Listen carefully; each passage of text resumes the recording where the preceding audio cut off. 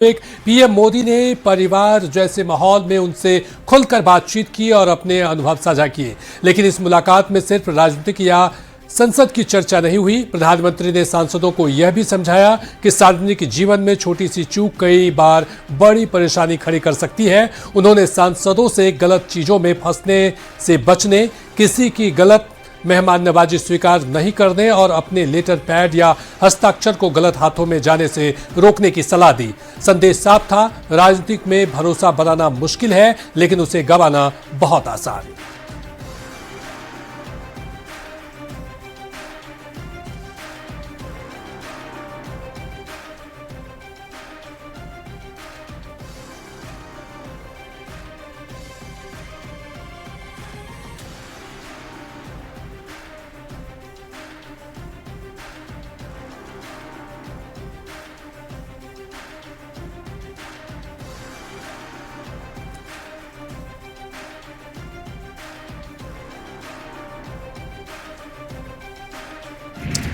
उधर IGI airport पर custom विभाग की कार्रवाई हुई है। 2 विदेशी महिलाओं से बरामद किए गए हैं 1 किलो सोना। इस्तांबुल की महिलाओं से यह सोना बरामद किया गया है। दिल्ली के इंदिरा गांधी अंतर्राष्ट्रीय हवाई अड्डे पर कस्टम की टीम ने गोल्ड स्मगलिंग का मामला पकड़ा है। इस्तांबुल से दिल्ली पहुंचे 2 महिला यात्रियों से करीब 1 किलो सोना बरामद किया गया है।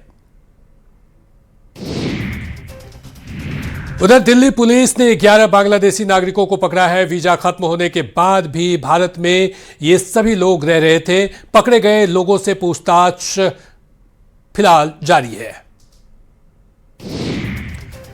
सूरत के गोडोदरा इलाके से एक दर्दनाक हादसे की तस्वीर सामने आई है, जहां बारिश के पानी के भरे एक गड्ढे में बाइक गिरने से एक युवक की मौत हो गई। हादसे का सीसीटीवी फुटेज भी सामने आया है। बताया जा रहा है कि सड़क पर 2 से 3 फीट गहरा गड्ढा था, जो बारिश के पानी में छिप गया था। स्थानीय लोगों का आरोप है कि बार बार शिकायतों के बावजूद सड़क की मरम्मती नहीं की गई। घटना के बाद लोगों में भारी नाराजगी देखी जा रही है।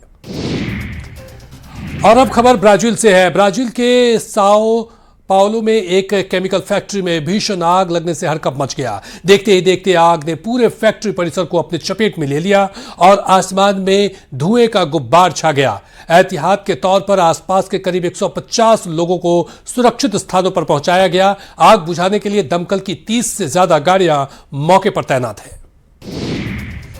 वहीं पोलैंड के जॉर्लिन में एक रेलवे क्रॉसिंग पर बड़ा हादसा हो गया। रेलवे क्रॉसिंग पर भूसे से भरी एक ट्रैक्टर ट्रॉली से ट्रेन की टक्कर हो गई। इस टक्कर में ट्रॉली के परखच्चे उड़ गए। सामने आए वीडियो में ट्रैक्टर रेलवे क्रॉसिंग पार कर रहा था। इसी दौरान बैरियर बंद होने लगा। इसके बावजूद ट्रैक्टर के ड्राइवर ने रेलवे ट्रैक पर उसे रोक दिया। कुछ ही पल में ट्रेन ट्रॉली को चीरते हुए निकल गई। इस हादसे में ट्रेन में सवार करीब 500 लोगों की जान खतरे में पड़ गई। उधर यमन तट के पास लाल सागर में भारतीय झंडे वाले कॉमर्शियल जहाज पर हमला हुआ है, जिसके बाद जहाज यमन तट के पास डूब गया। भारतीय विदेश मंत्रालय के मुताबिक यह जहाज 4 अगस्त को लाल सागर में यमन के तट के पास डूबा है। जहाज पर सवार सभी 13 भारतीय नागरिकों को सुरक्षित बचा लिया गया। भारत ने इस हमले की कड़ी निंदा करते हुए कॉमर्शियल जहाजों पर हमले बंद करने की मांग की है। भारतीय रिजर्व बैंक ने एक बार फिर रेपो रेट को 5.25% पर स्थिर रखने का फैसला किया है। मौजूदा आर्थिक परिस्थितियों को ध्यान में रखते हुए आरबीआई की नॉमिनेटी पॉलिसी कमेटी यानी एमपीसी ने यह फैसला किया है। बता दें कि आरबीआई एमपीसी की बैठक में इस हफ्ते सोमवार को शुरू हुई थी, जिसके बाद आज आरबीआई गवर्नर संजय मल्होत्रा ने एमपीसी की बैठक में लिए गए फैसलों की घोषणा की।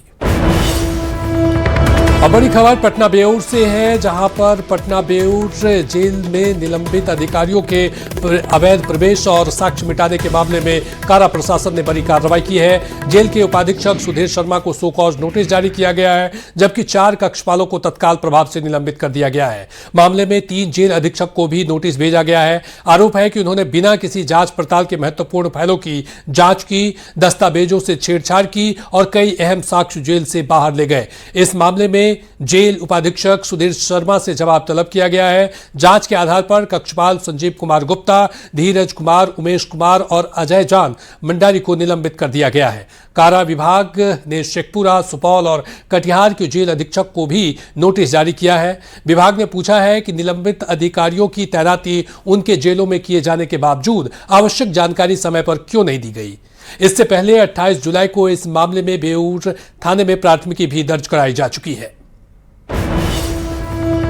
अगली खबर पटना से है, जहां बांकीपुर उपचुनाव के बाद बीजेपी की बैठक खत्म हो गई है। हार की समीक्षा के लिए यह बैठक की गई थी। बीजेपी ऑफिस में यह बड़ी समीक्षा बैठक की गई, जहां पर सीएम सम्राट चौधरी बैठक में मौजूद रहे। साथ ही संजय सरावगी समेत कई बड़े नेता इस बैठक में मौजूद रहे। पटना जिले के सभी विधायक भी इस बैठक में मौजूद रहे।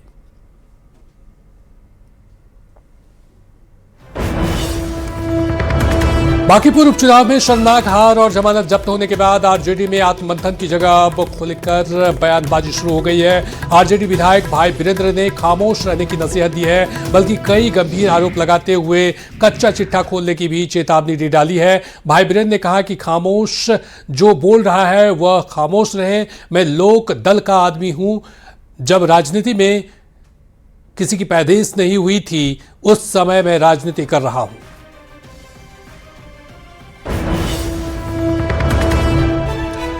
उधर केंद्रीय मंत्री गिरिराज सिंह ने जन सुराज के संयोजक प्रशांत किशोर पर निशाना साधते हुए कहा कि सम्राट चौधरी ओबीसी पिछड़े वर्ग से आते हैं, इसलिए प्रशांत किशोर हमला कर रहे हैं। पिछड़े वर्ग से आते हैं सम्राट चौधरी, इसलिए प्रशांत किशोर ऐसा बोल रहे हैं। जिस तरह पिछड़े वर्ग के नरेंद्र मोदी, राहुल गांधी की आंख की किरकिरी है, उसी तरह से प्रशांत किशोर कर रहे हैं। बांकीपुर में प्रशांत किशोर की जीत नहीं है, यह बीजेपी की हार है। हम अपने लोगों से मिलेंगे, समीक्षा करेंगे। उपचुनाव में झूठ का नैरेटिव बनाया गया। प्रशांत किशोर ये चुनाव नहीं जीते, ये चुनाव हम हारे। हमारे मतदाता कोई न कोई कारण रहा जो हमसे दुखित थे। हम समीक्षा करेंगे, उनसे मिलेंगे, उनसे बात करेंगे, लेकिन ये अगर प्रशांत किशोर की जीत होती, उनकी छवि की जीत होती, आम चुनाव में 238 सीटों पर जमानत जब्त हो जाता। आम चुनाव के पहले इन्होंने कहा था हारूंगा संन्यास ले लूंगा, फिर मुकर गए। ये केजरीवाल है। सवर्ण समाज की शिकायतों के त्वरित समाधान के लिए सवर्ण आयोग ने बड़ा फैसला किया है। आयोग अब बिहार के सभी 38 जिलों में नोडल अधिकारियों की तैनाती करेगा। ये अधिकारी जातीय उत्पीड़न, जमीन विवाद और ईडब्ल्यूएस प्रमाण पत्र से जुड़ी समस्याओं का समाधान करने में मदद करेंगे। सवर्ण आयोग के अध्यक्ष महाचंद्र प्रसाद सिंह ने कहा कि इस व्यवस्था से लोगों को दफ्तरों के चक्कर नहीं लगाने पड़ेंगे और शिकायतों का जल्द निपटारा होगा। इस वक्त हमारे साथ मौजूद हैं बिहार में सवर्ण आयोग के अध्यक्ष महाचंद्र प्रसाद सिंह। सर, आपके आयोग ने कुछ महत्वपूर्ण फैसला लिया है। बिहार के तमाम जिलों में नोडल अफसर रखने की बात हो रही, क्या है सर ये पूरा मामला? या फिर काई समाज के लोग हैं, ये सच्चाई के लोग बहुत बुरे हालत में हैं, आर्थिक तंगी में है। आयोग का काम है, चूंकि आयोग का नाम है सवर्ण समाज के विकास के लिए, उच्च जातियों के विकास के लिए। हमने जरूर प्रयास किया कि चुनाव के पहले विभिन्न प्रमंडलों में हम गए थे, पूरी टीम गई थी, बड़ी बड़ी मीटिंगें हुई। 3 सत्र में हम मीटिंग करते थे। पहले जिले के पदाधिकारियों के साथ बात करते थे पहला सत्र में, उसके बाद भोजन आदि के बाद फिर हम लोग नहीं, भोजन के पहले बात करते थे सामान्य ढंग के सामान्य लोगों से, पदाधिकारियों के बाद क्या वो लोग का राय है, क्या परेशानी है, किस किस पॉइंट पर हमको टच करना चाहिए। तो बड़ी संख्या में लोग एकत्रित होते थे। हर ये कोई पार्टी का हम मीटिंग नहीं करते थे, हर पार्टी को इनवाइट करता था हमारा वो ऑफिस। हर दल के लोग आते थे और अपनी बात बताते थे, सुझाव देते थे। पूरा रिकॉर्ड हमारे पास है। फिर भोजन के बाद हम लोग प्रेस वाले से बात करते थे, एक्सपोजर देते थे। हमें कहने में हिचकिचाहट नहीं कि असेंबली चुनाव के पहले राज्य के स्तर पर हम समझते हैं ये समाज बिल्कुल संगठित होकर के वोट में इन्वॉल्व हुआ, और चूंकि पॉलिटिकली कॉन्शियस समाज है ये, निश्चित रूप से उसके बाद से हम लोग प्रयास कर रहे हैं कि जिला वाइज घूमें, कार्यक्रम भी बना रहे हैं। फिर चुनाव वगैरह आ गया, फिर और कुछ प्रॉब्लम हुआ, उस कारण हम लोग रोक दिए। लेकिन प्रमंडल वाइज घूमने से हमको बहुत बड़ी जानकारी मिलती गई। आम लोगों से बात करने, कहाँ परेशानी है, क्या हो रहा है। अब हर लोग यहाँ पटना आकर अपनी तकलीफ, अपनी परेशानी आयोग कार्यालय में दे, तो वो हमें अच्छा नहीं लगा। हम कहा नहीं, अपनी जिले में ही लोग अपनी समस्या रखे, उस तरह के हमने चयन किया है जिला के स्तर के पदाधिकारी को, और उसका भी हम लोग इधर क्या करना है उनको वो जवाबदेही देंगे। हम इधर बैठक करेंगे 10 तारीख को।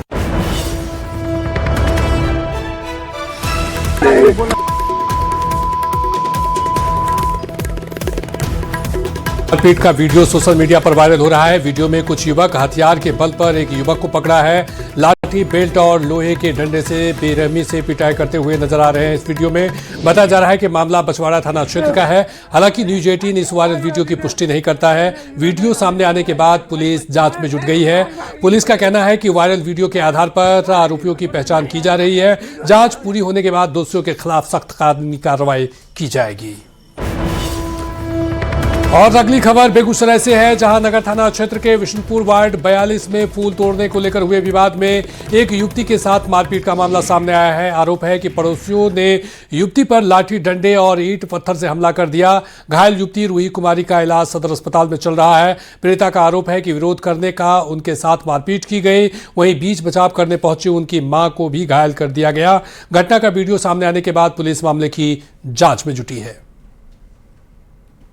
देने लगे और फिर हम कुछ नहीं बोले, बस आई उसकी पत्नी, सुभद्रा की पत्नी, और बांस से मारने लगी। उसके पुतौह भी मारने लगे और सुभद्रा की खुद निकाल के ईंटा बरसाने लगा। तब तक मेरी मम्मी लोग आई और उसके बाद ईंटा फेंकने लगा, बोला मार देंगे सबको। का है वो जमीन था, किसान पापा का जमीन था, बोले यहाँ कोई भी तो सबको मार देंगे। दुकान पर थे हम, तो घर पर थे नहीं, हमको मालूम हुआ था। क्या हुआ बेटी के साथ? बेटी को मारा, ईंट आलूरा चला के सुभद्रा की पत्नी। मतलब क्या है? फूल तोड़ने गए थे, बोली तो फूल तोड़ने गए थे इसलिए मारा। हाँ, क्या अपना जमीन है तो अपना जमीन पर नहीं जाएगा। उधर बाबा बैद्यनाथ धाम की कठिन यात्रा पर निकले लाखों कांवरियों के लिए इस बार मुंगेर से एक खास पहल सामने आई है।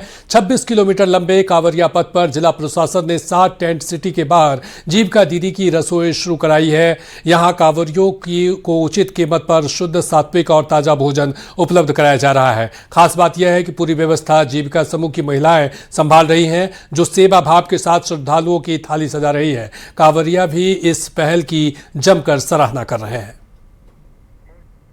सब तरह का खाना का ही है, दाल, चावल, पूरी, सब्जी, समोसा, जो बम का जो मांग होता है वही मांग पूरा करते हैं। पानी है, ठंडा पानी, नॉर्मल पानी, बिस्किट है। खाना अच्छा बनाता, अच्छा बना है, अच्छा स्वादिष्ट खाना है। जीविका दीदी की कोई ये जिम्मा जो है पहली दफा दिया? जी पहली बार। कैसा लगा? अच्छा लग रहा है। मैं तो बंगाल का हूँ, हिंदी अच्छी तरह से नहीं बोल सकता हूँ। खाना कैसा है? खाना अच्छा है।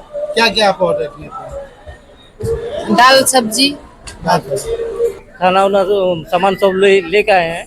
यहाँ के यहाँ जगह मिला है हम लोग को, यहाँ पे हम लोग खुद ही बनाया, खाना खा के तब पैदल चलेंगे। व्यवस्था कैसी है इस बार? अच्छा, इस साल बहुत अच्छा किया। उधर मुंगेर के कच्ची कांवरिया पथ पर इस सावन 54 फीट लंबा विशाल कांवड़ श्रद्धालुओं के आकर्षण का केंद्र बना हुआ है।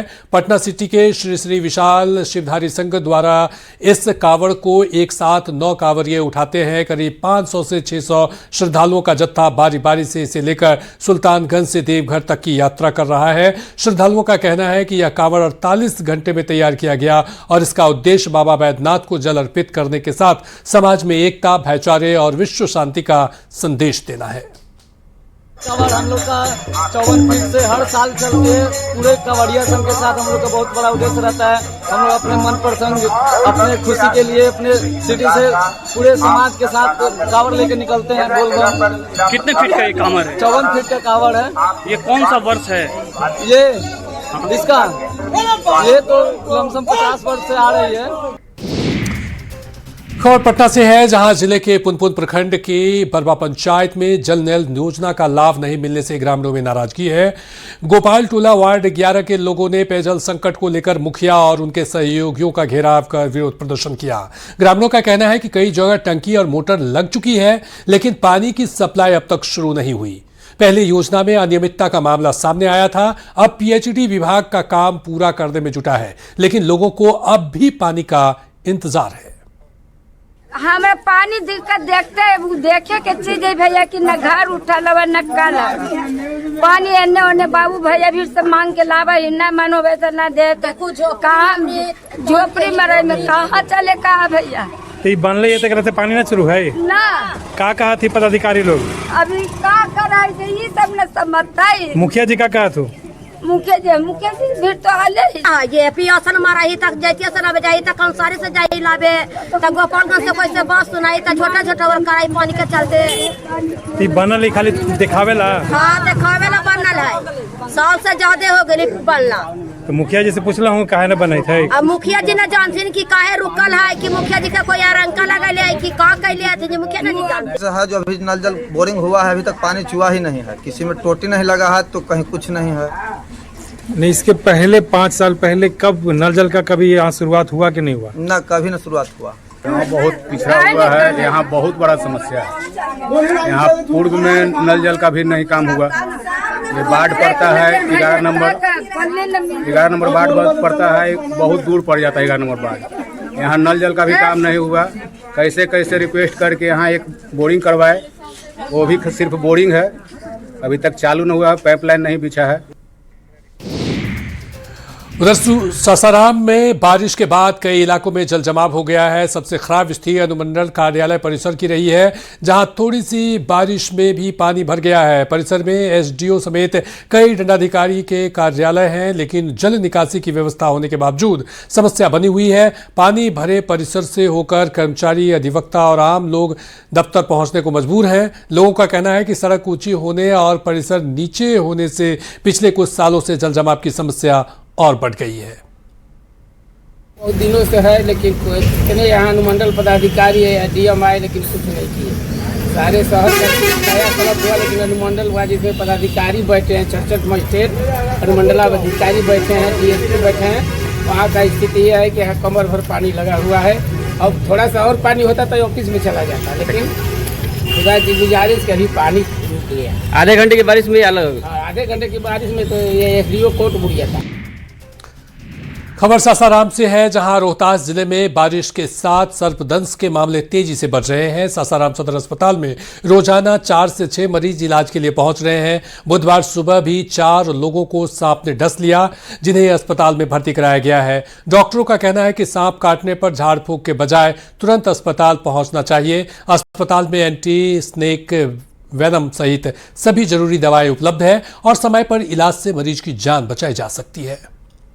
गए थे घूमने के लिए, काट दिया, पता नहीं चला कौन सा सांप है। अच्छा, सांप काटा है? हाँ। कहाँ की घटना है?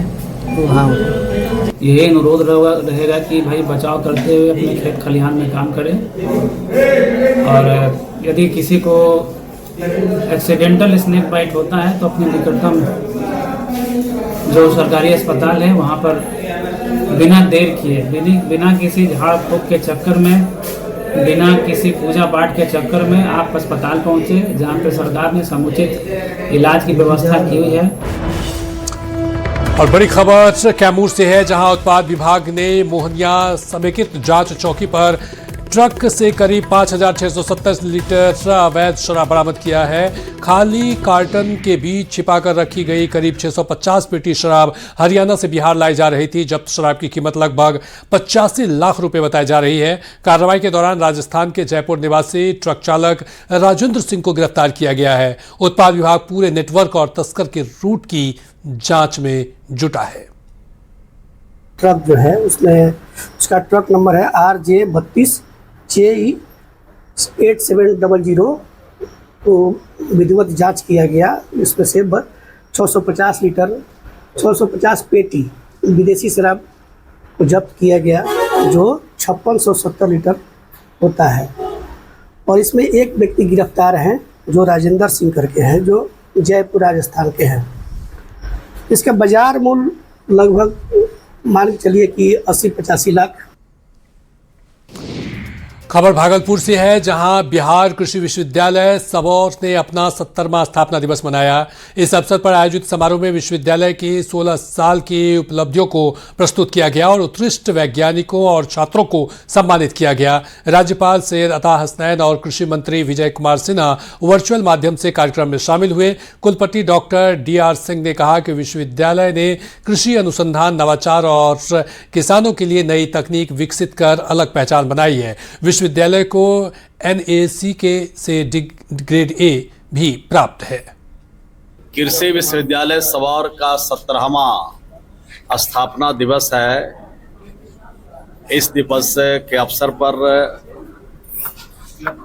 विश्वविद्यालय के सभी प्राध्यापक को, सभी यहाँ के कर्मचारियों को, यहाँ पर सभी छात्र और छात्राओं को और ख़ास करके यहाँ से जुड़े सभी किसानों को, वैज्ञानिकों को शुभकामना देने के लिए मैं आया था। शुभकामना दे रहा हूँ। ये विश्वविद्यालय लगातार अपने लक्ष्य की तरफ बढ़ रहा है। अचीवमेंट है, कृषि वैज्ञानिक के बिना ये संभव नहीं है। और मौसम अनुकूल जो आपको खेती करनी है, इसके लिए ये लोग सारा प्रबंधन कर रहे हैं, सिखा रहे हैं। अब बहुत सारे चीज़ों को सिखा रहे हैं। मैं समझता हूँ कि अभी इनसे ज़्यादा ज़रूरी मानव के लिए कुछ नहीं है कि कृषि और ये नहीं रहेगा कोई आगे। अलग अलग उत्पाद आपने देखा। 16 वर्ष जो है एक गर्व की बात है कि 16 वर्षों की यात्रा में विश्वविद्यालय ने एक अपनी छवि सिर्फ राज्य स्तर पे नहीं बल्कि राष्ट्रीय स्तर पे बनाई है। और आज के तारीख में बिहार कृषि विश्वविद्यालय पूरे पूर्वोत्तर भारत का इकलौता विश्वविद्यालय है जिसको ICAR का ग्रेड A मिला और नए ग्रेड A मिला, और इस तरह से हम बिहार में नंबर 1 पे हुए हैं। खबर बगहा से है, जहां रामनगर थाना क्षेत्र के बरबा बंजरिया गांव में मवेशी चोरी के शक में ग्रामीणों ने 5 युवकों को पकड़ लिया। आरोप है कि सभी को करीब 10 घंटे तक एक घर में बंधक बनाकर रखा गया और उसके साथ मारपीट भी की गई। सूचना मिलने पर पुलिस मौके पर पहुंची, लेकिन ग्रामीणों के विरोध के कारण युवकों को छुड़ाने में काफी मशक्कत करनी पड़ी। बाद में पुलिस सभी को थाने लाया गया।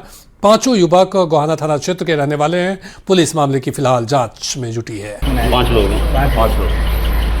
कुल जो है वो 5 लोगों को बंजरिया रामनगर थाना अंतर्गत बंजरिया गांव में लोगों ने वो करके रखा था, पकड़ करके रखा था और उनका ये संदेह था कि ये लोग पशु चोर हैं, पशु तस्कर हैं। पुलिस जो है सुबह में रेस्क्यू करके लेकर के सब लोग को सही सलामत लेकर के आई है।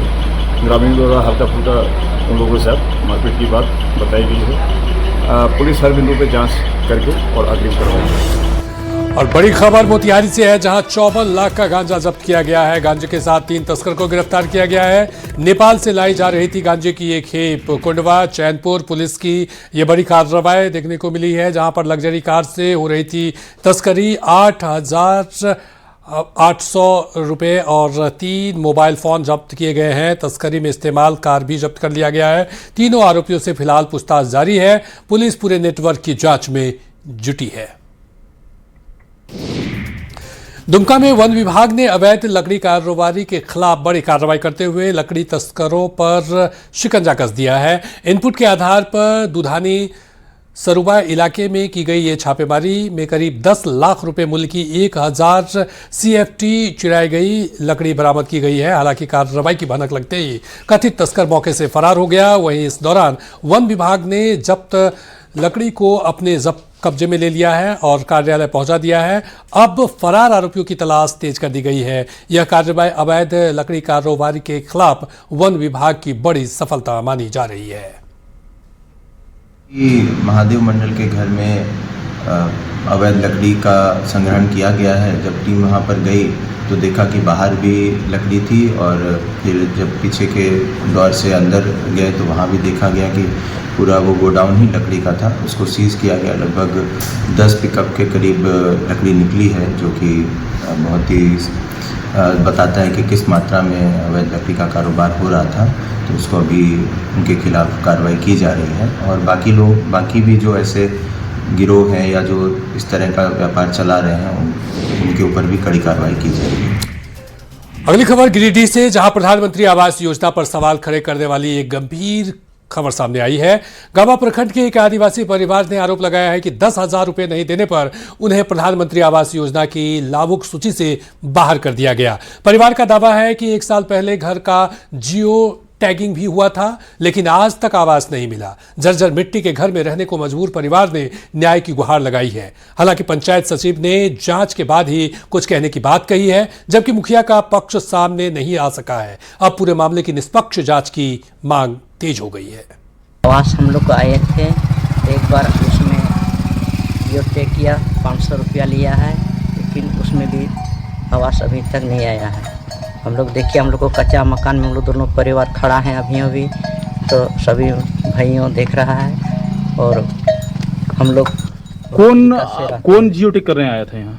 जियो टैग ग्राम सेवक रोजगार सेवा था, मेरा भाई जानता होगा। अच्छा, तो उसके बाद फिर आप लोगों को पैसा दिया कि नहीं? आवास बनाने के लिए आया कि नहीं? खाता में पैसा? खाता में नहीं है। और इसी के साथ फिलहाल इस बुलेटिन में इतना ही। नमस्कार।